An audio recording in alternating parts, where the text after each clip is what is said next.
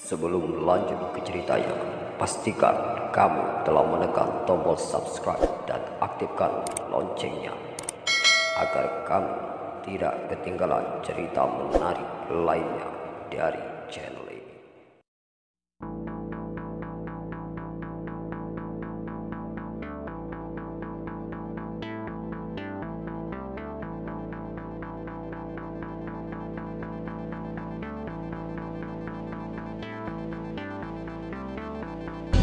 Desa Sidomukti yang berada di bawah lereng Gunung Arjuno sedang gonjang-ganjing.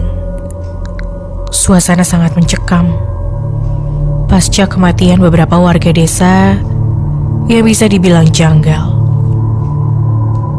Satu persatu warga desa Sidomukti meninggal setiap Jumat Kliwon. Kejadian bermula dari meninggalnya seorang warga di malam Jumat Kliwon. Kematian beruntun selama sebulan terakhir itu dikaitkan dengan kejadian keranda berjalan. Peristiwa gaib yang hanya disaksikan beberapa mata. Entah bagaimana kebenarannya kabar keranda berjalan itu. Sebuah fakta ataukah hanya mitos yang dibumbui kisah gaib. Yang jelas, kabar dari mulut ke mulut itu semakin meresahkan warga. Ketakutan warga semakin menjadi-jadi semenjak kematian-kematian beberapa warga yang dianggap tidak wajar. Tak sedikit beberapa warga jatuh sakit semenjak santer beredar kabar keranda berjalan. Emak Abdi adalah seorang warga di desa Sidomukti. Bisa dibilang sesepuh kampung.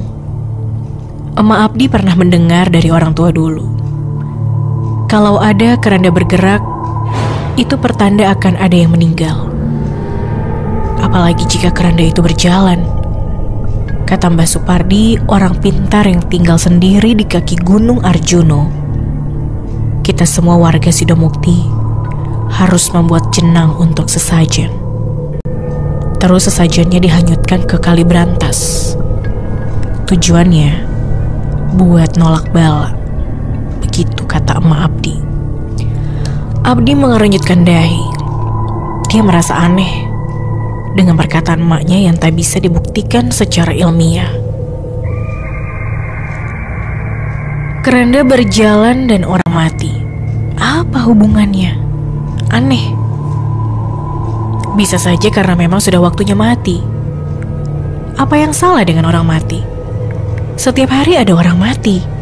Di jalan, di rumah sakit, di mana-mana. Pasti ada kematian. Hari itu Abdi pulang kerja sudah sangat larut. Hari ini akhir bulan. Banyak laporan keuangan yang harus diaudit dan dikirim ke kantor pusat. Dia teringat dengan pesan maknya tadi pagi saat ia ingin berangkat kerja. Le, kalau pulang nanti lewat desa sebelah aja. Jangan lewat jalan biasa. Hari ini malam Jumat, Le. Sebaiknya kamu gak lewat jalan biasa. Nurut kata emak. Pesan Mak Abdi yang sudah berumur lebih dari 60 tahun itu. Abdi tak mengindahkan perkataan ibunya.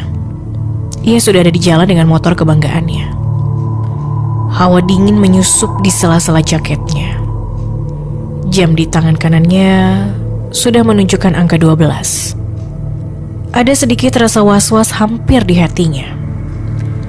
Sesekali dilihatnya langit yang semakin pekat. Tidak ada bintang. Hanya segerombolan awan yang menutup sebagian bulan, hingga bulan hanya nampak sepinggiran.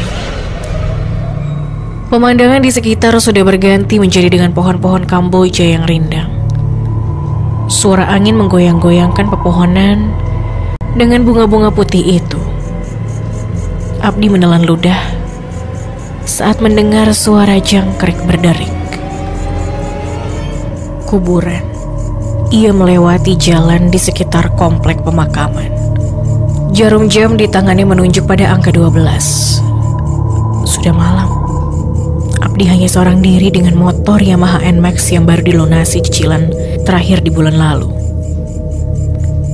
Belum berapa lama berjalan, Abdi menghentikan sepeda motornya. Pemandangan yang dilihat di depannya membuat tubuh Abdi semakin merinding. Tangan yang memegang kemudi tiba-tiba jadi gemetar. Ia tak kuasa menahan degupan jantung yang semakin kencang. Abdi tak percaya dengan apa yang dilihat kedua matanya. Tepat 3 meter di depannya, sebuah keranda yang melayang di udara. Melayang tanpa ada yang memegangi. Diusap mata kanan Abdi. Benar, keranda itu melayang. Mungkinkah ini yang dimaksud keranda berjalan itu? Berbagai pertanyaan mampir di kepalanya. Ia sudah terlalu lelah hingga tak bisa berpikir jernih. Benar adanya, benda berukuran 2 kali 1 meter berbahan dasar besi dengan penutup itu memang tengah melayang. Seolah ada yang mengangkat, namun mereka tak kasat mata. Mata Abdi membelalak, tak percaya akan apa yang dilihatnya dengan mata telanjang. Menyesal dia tak menuruti kata emaknya tadi pagi. Lampu motor Abdi masih menyala. Segera ia dengan sekuat tenaga turun dari motor dan memegang kemudi. Ia berusaha memutar balik motornya. Namun ketegangan suasana membuat sendi-sendinya kaku. Entah kenapa sepeda motor itu jadi sulit sekali diputar. Belum sempat sepedanya berbalik, ia mendengar sebuah dentuman keras. Ditolehnya asal suara yang tak lain dari arah keranda tadi. Keranda itu sudah ada di bawah. Tak lagi melayang apalagi berjalan seperti kata orang-orang. Kaki Abdi sudah digerakkan seperti menancap di tanah. Perlahan ia putar kembali kepalanya. Sontak ia terkaget. Sosok yang tengah berdiri di depannya sungguh mengejutkan. Sosok bertubuh hitam besar sudah berdiri menghalangi jalannya. Abdi tak bisa bergerak. Berteriak pun susah. Lemah tak berdaya. Tangannya segera melepas gagang sepeda motor, hingga motor yang ada di sampingnya roboh ke sisi kanan. Abdi menelan ludah, mencoba berlari ke sisi lain. Namun makhluk serupa muncul lagi di depannya. Begitulah seterusnya. Tak ada jalan keluar, buntu. Ia tengah dikelilingi 4 makhluk yang sangat besar. Abdi terbangun, hanya mimpi. Ditolehnya pemandangan sekitar. Tak ada siapapun selain dirinya. Yang ada hanyalah gelap semata. Namun sayup-sayup terdengar suara beberapa orang. Ibu Hanifah, almarhum sudah selesai kita sholatkan. Sudah saatnya kita makamkan. Segera ya Bu, tidak baik berlama-lama. Ujar orang yang Abdi kenal betul suaranya. Dia Pak RT di lingkungan rumah Abdi. Ya Allah, Abdi anakku, ujar Mak Abdi sambil menahan tangis. Mendengar lirihan emaknya, Abdi terkaget. Apa? Abdi? Almarhum? Gak mungkin aku, tanyanya dalam hati. Abdi berusaha keluar dari tempatnya sekarang. Namun rupanya ia sedang berbaring di sebuah keranda. Keranda yang beberapa waktu lalu dilihatnya melayang di udara. Sebuah keranda yang berjalan dengan 4 makhluk astral yang menyeramkan. Usahanya untuk keluar menemui jalan buntu. Teriakannya semakin keras dari dalam keranda.